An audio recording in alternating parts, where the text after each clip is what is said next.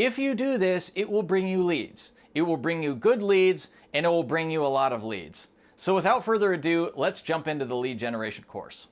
Step one is to define who you want, like who you want as a customer or a client. This part is really important, and I think a lot of people kind of gloss over this, but in order to know how to appeal to the person that you want, you first have to define who they are. And the really important thing here too is that you also want to define who you don't want. Write that down. Who you don't want. So this is essentially who's qualified to work with you and who is unqualified to work with you. This is so important because when you start generating leads, it's in a lot of cases, it's really, really easy to get a whole bunch of leads of people who are never going to buy from you or are not your target market. And so you really want to be intentional about this and figure out who, like, what are the exact criteria for the person that you want and the person that you don't want. A really nice strategy that I got from Laurel Portier on how to do this is you can define a range. So there may be a few different criteria, and this depends a lot on your offer. So for example, let's say that you have a business-to-business offer, like you help business owners with something. An example of one client that I'm working with right now, he is a business coach who works with business owners that are making anywhere from $2 million up to $10 million in annual revenue. So for him, the bottom of the range is 2 million. Anything below 2 million a year in revenue, he does not want to work with. And then above 10 million, he doesn't want to work with, or maybe feels unqualified to work with.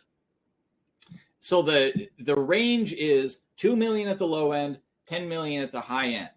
Now, depending on what you are doing, what kind of offer you have, your range might be different. And you might not even have a high end. It might be just like 2 million plus. Or if you're helping people to lose weight, for example, maybe you help people that are 10 to 30 pounds overweight, right? You don't help people that are like super overweight, and you don't help people that are just trying to lose that last like 2 pounds of belly fat.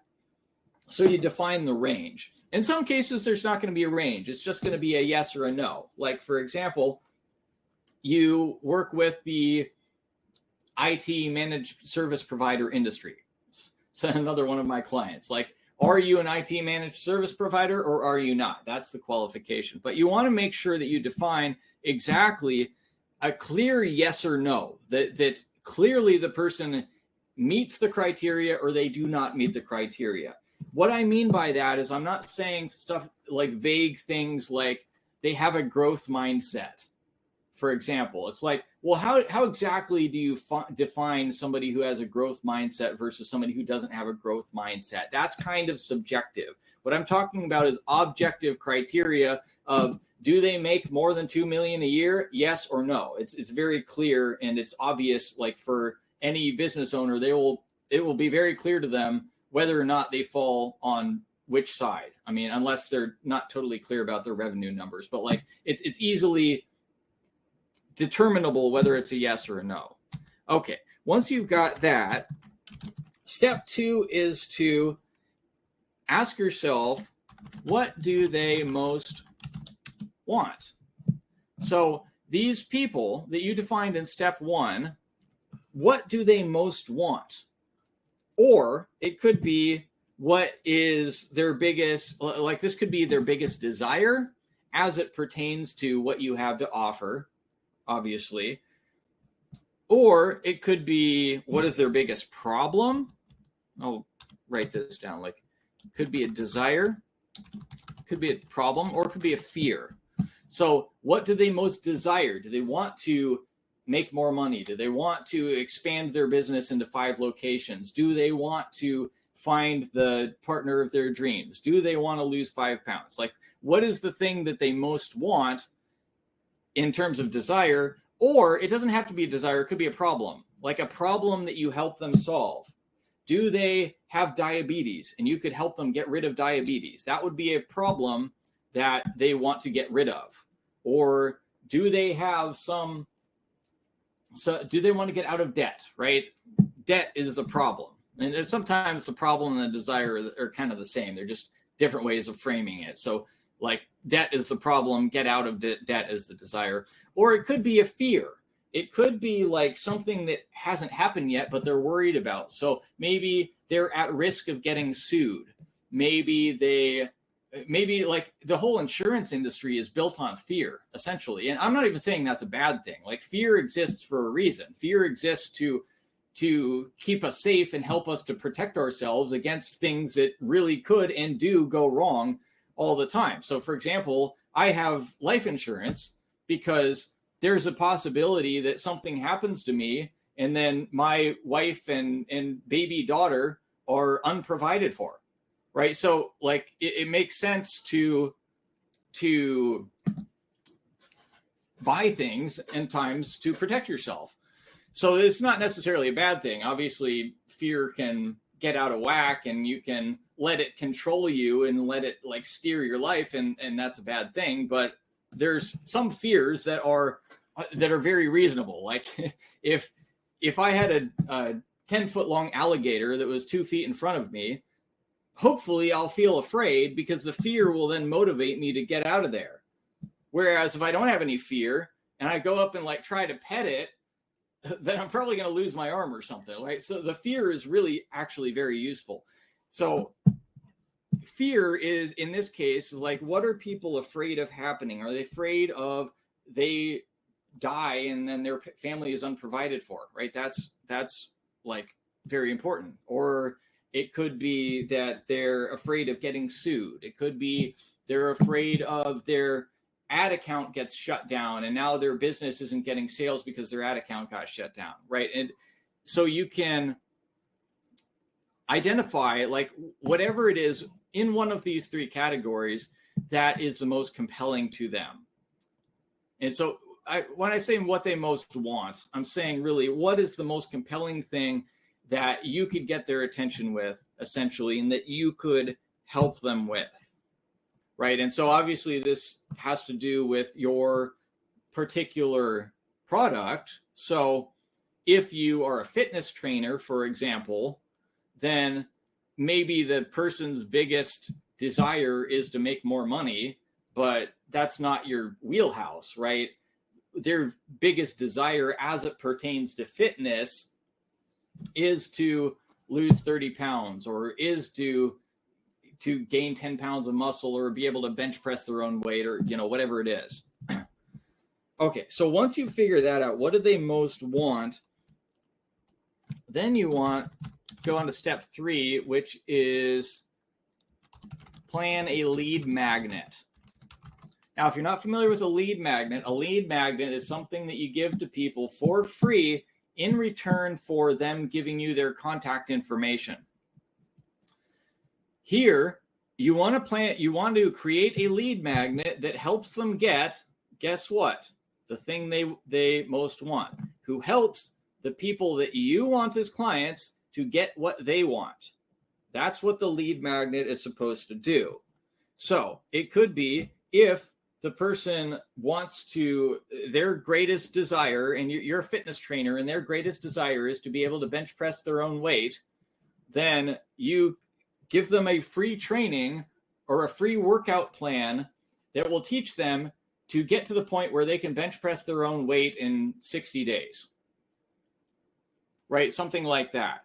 And it doesn't have to be a training necessarily, but that's one possibility. This could be, when I say training, it could be a video, it could be a series of videos, it could be a course, it could be an ebook, it could be a little like mini PDF. There's a bunch of things that it could be.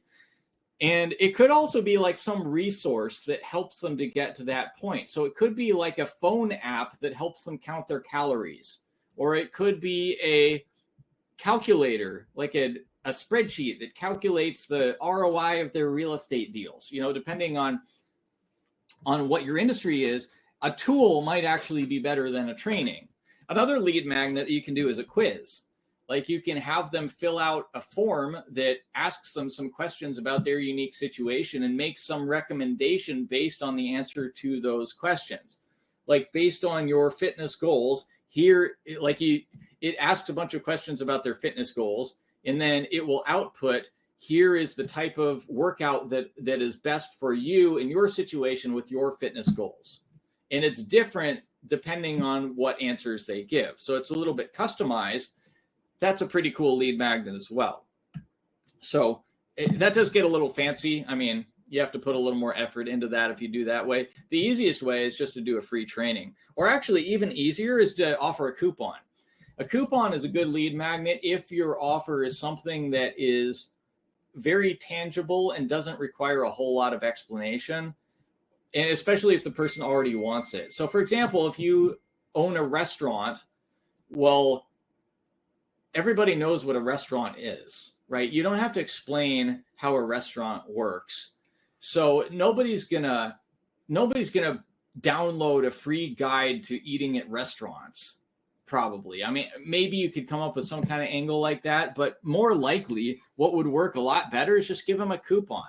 Give them 10% off their first meal, or give them opt in and we'll send you a free dinner on your birthday, or opt in and you'll get a free appetizer with your first meal.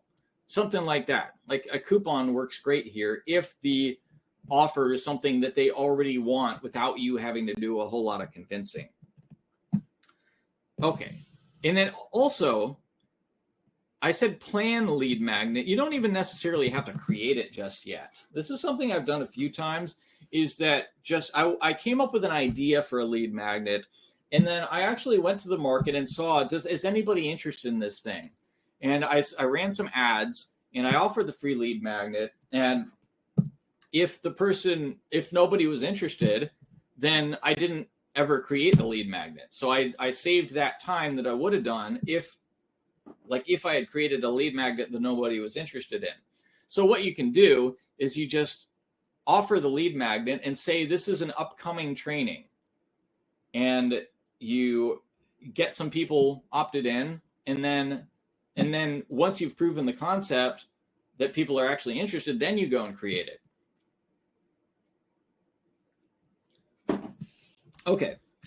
Now, step 4, once you have planned your lead magnet, is to create a lead magnet funnel. Now, when I say funnel, I just mean, in this case, really only 2 things. It is an opt-in form. So a place where, like a page that they give you their name, email address, and phone number if you like. And then a way of, or let's say, lead magnet delivery. So it could be an automatic email that sends them the lead magnet. Or it could be just the page after the opt-in page that confirms, and maybe it has if it's a video training, for example, maybe it has the video right there. If it's an ebook, maybe it has a button where you can download the ebook right there. If it's a coupon, maybe it's the coupon code right there, etc. So that's really all you need, is those 2 things. You need the opt-in form, usually an opt-in page, and then a lead magnet delivery system of some sort. I use Kartra to do all this stuff, but there's a whole bunch of systems that'll do it. Kartra is pretty sophisticated. It has like every marketing gizmo that you could imagine, but you only need these 2. You could use something far simpler for that if you want.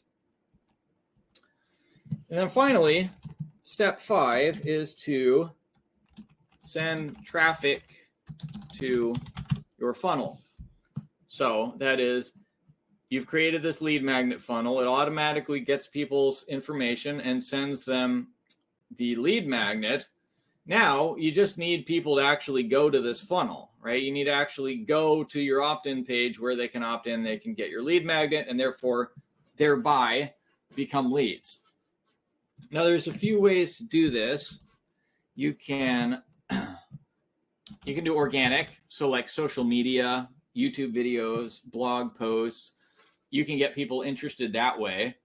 You can do cold outreach, let's say.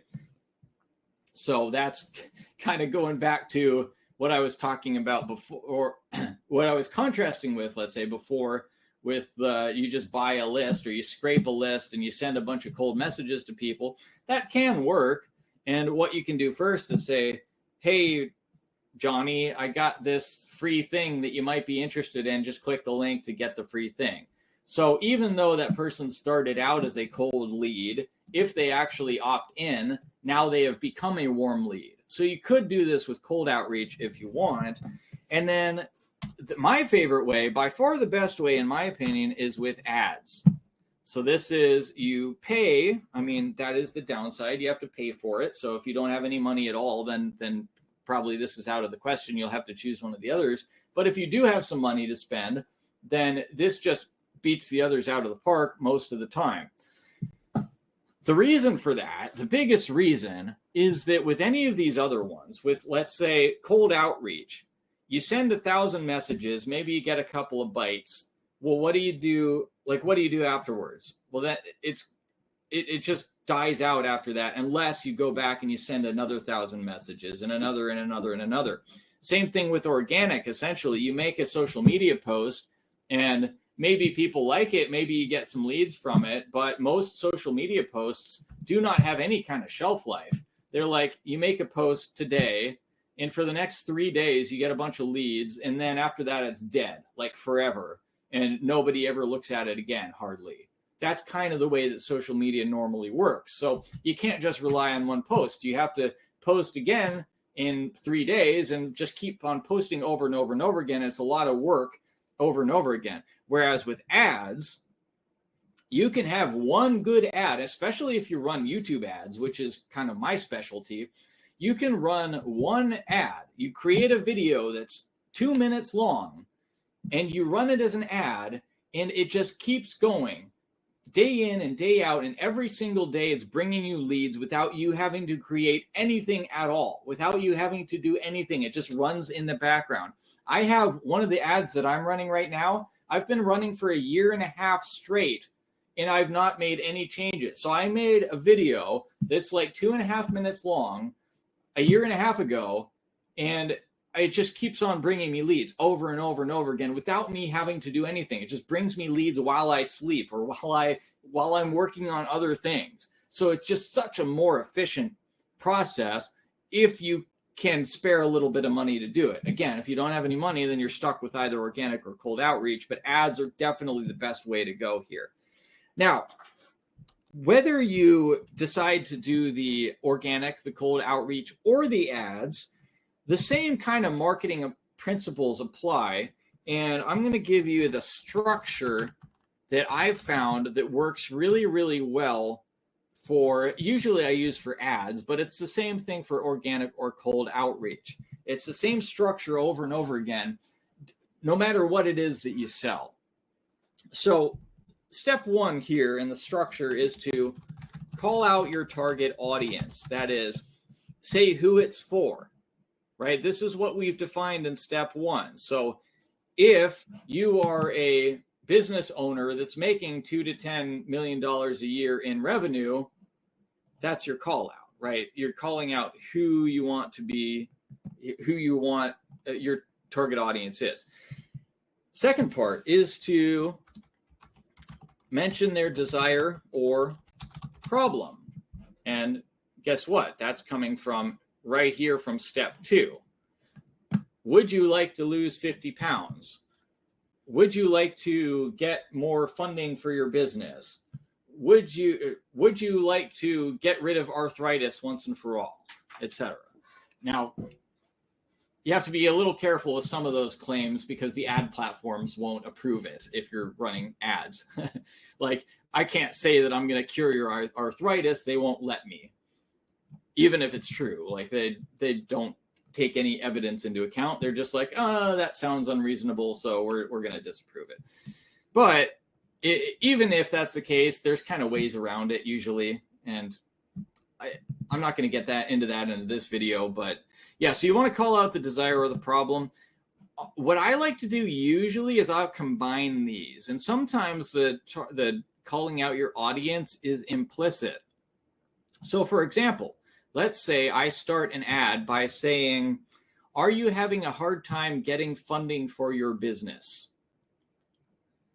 I'm talking about a problem, right? The problem is that you're having a hard time getting funding for your business, but I'm also calling out the target audience in a way that's implied. I'm not stating it directly. I'm not saying, are you a business owner who's having trouble getting funding for your business? I'm just saying, are you having trouble getting funding for your business?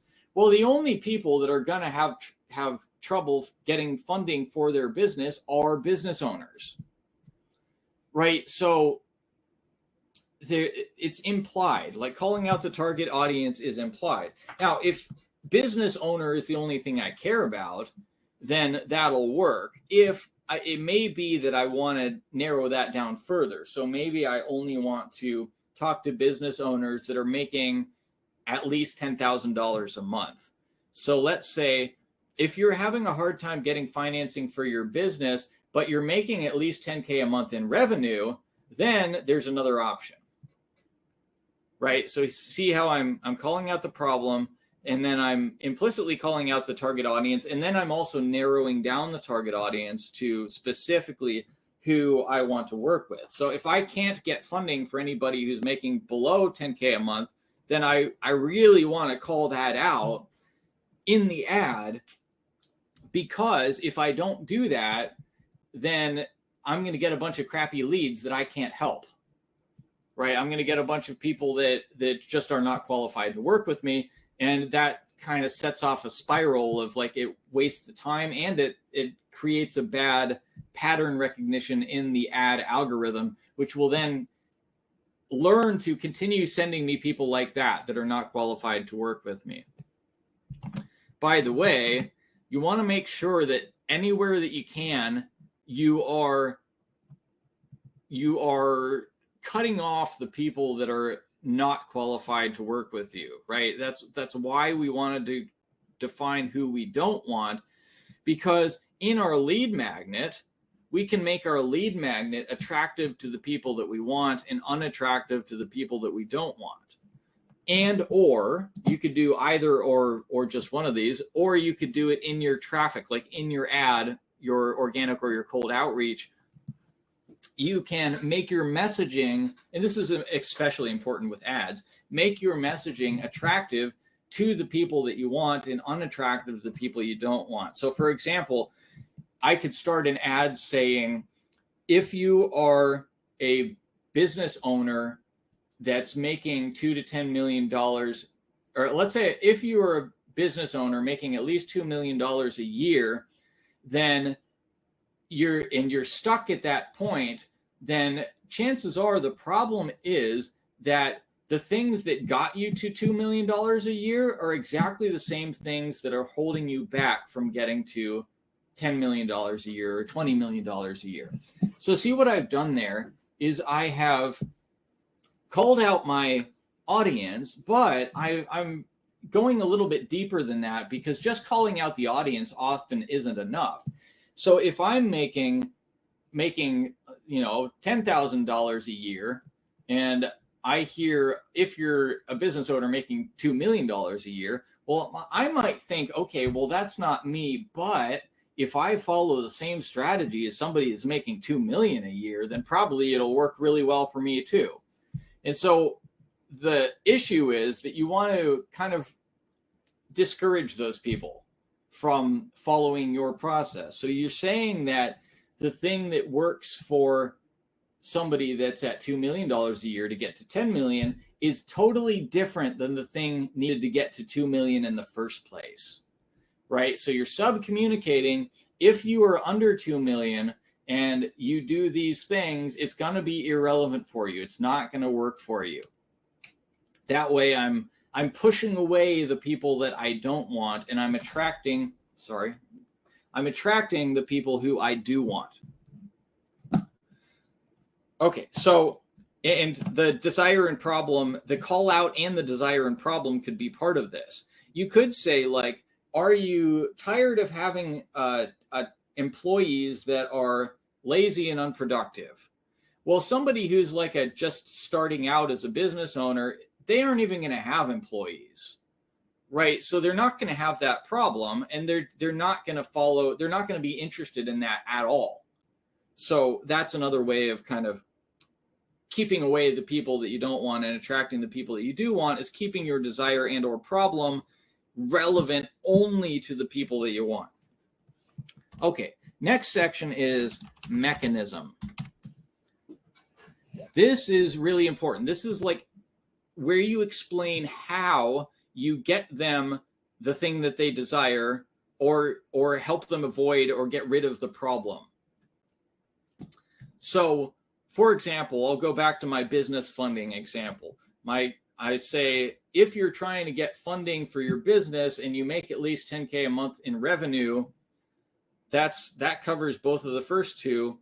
Let me tell you about a new type of loan that doesn't rely on your credit score. These banks, instead of relying on your credit score, they rely on your income. They'll look at your income statements, and based on that, they'll decide to approve you for a loan. So even if you can't get approved by all the other banks, we can get you approved if you're making at least 10K a month in revenue. So you see what I did there. I told them that I can get them their desire. I can get them the thing they want, which is funding for their business.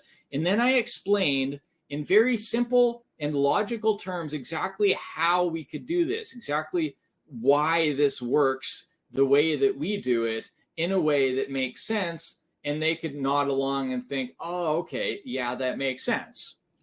Right? So just because this is really important, because otherwise people don't believe you, right? You just got to assume that nobody believes a darn thing that you say, because you're some stranger on the internet. They've never heard of you before. There are a lot of shysters out there, and a lot of people have trust issues to begin with.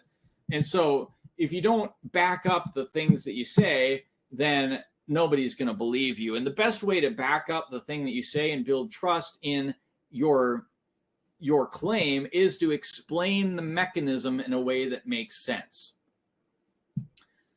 So and this is really important to get right, by the way. Like, if you can figure out this part, this makes everything else so much easier.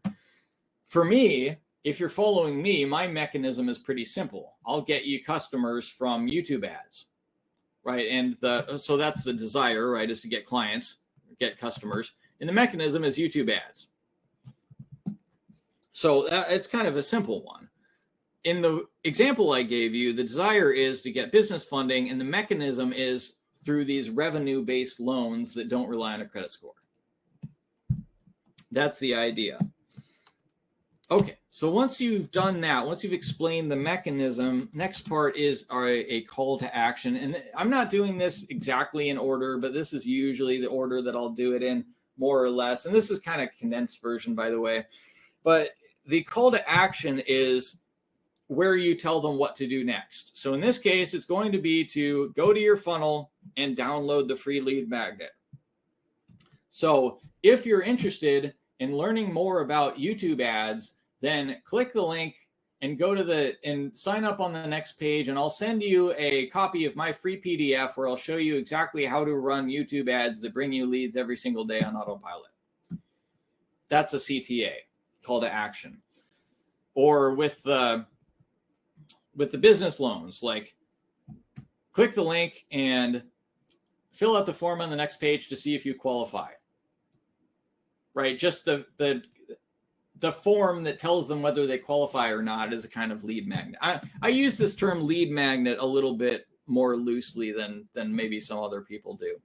But the call to action is just saying, if you're interested, or it's basically describing what the lead magnet is and saying, if you're interested, then click the link, sign up on the next page, and we'll send it to you, or however you deliver it.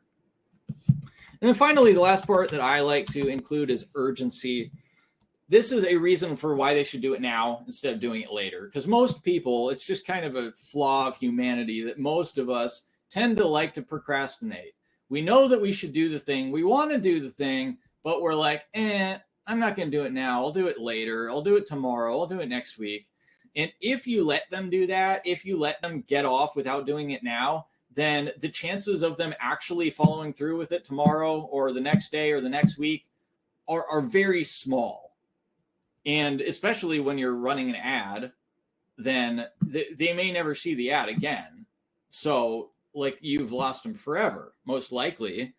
Or if you're sending like a cold email, like they might go back to the email. But I mean, how often do you really go back to emails? Like if they don't take action now, they probably ain't gonna.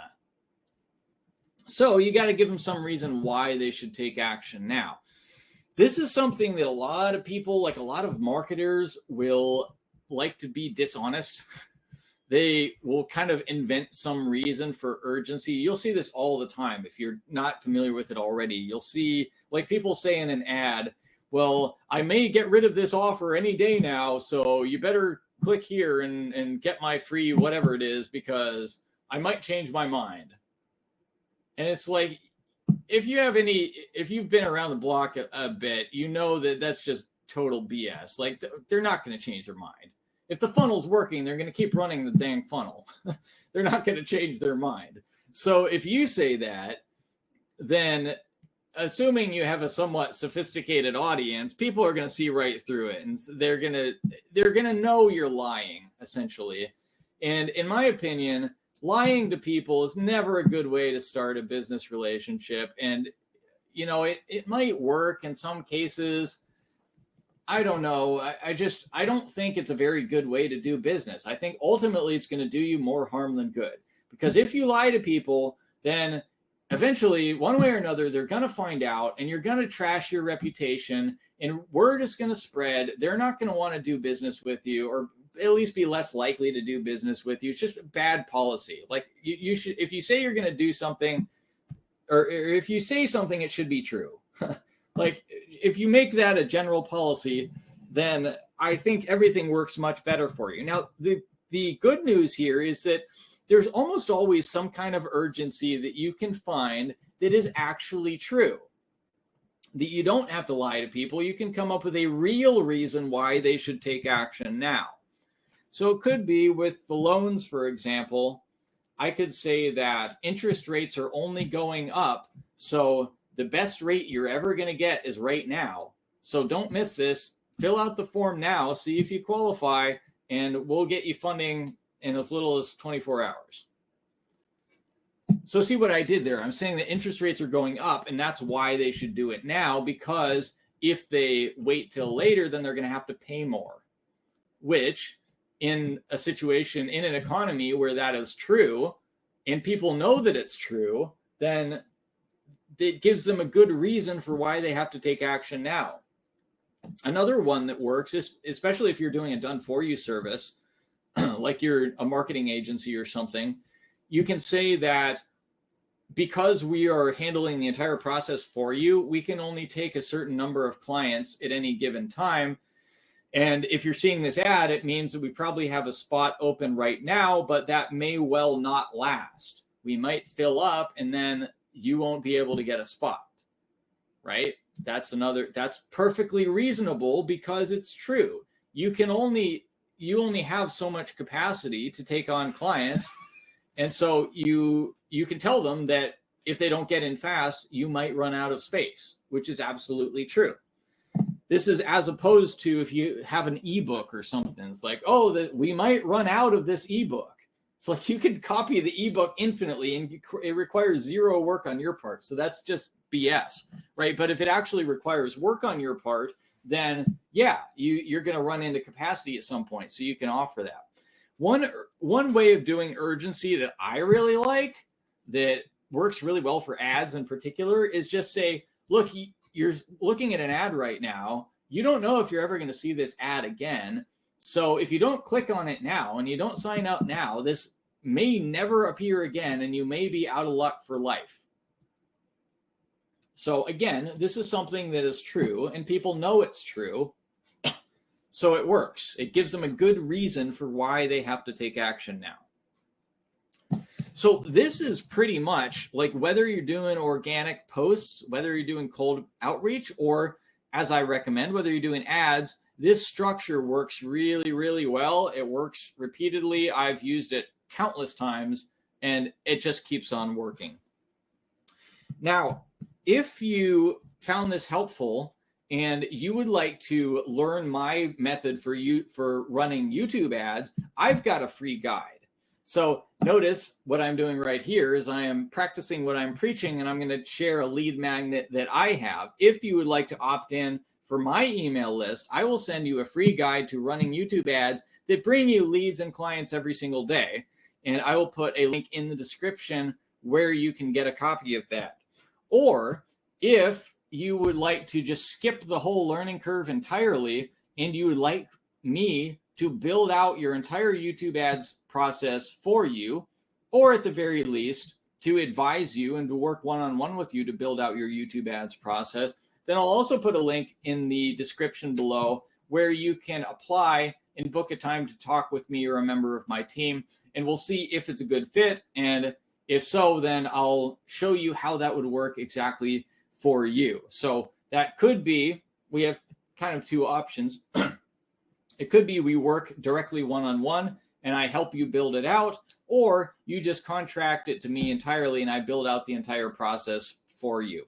If you're interested, again, there's a link in the description.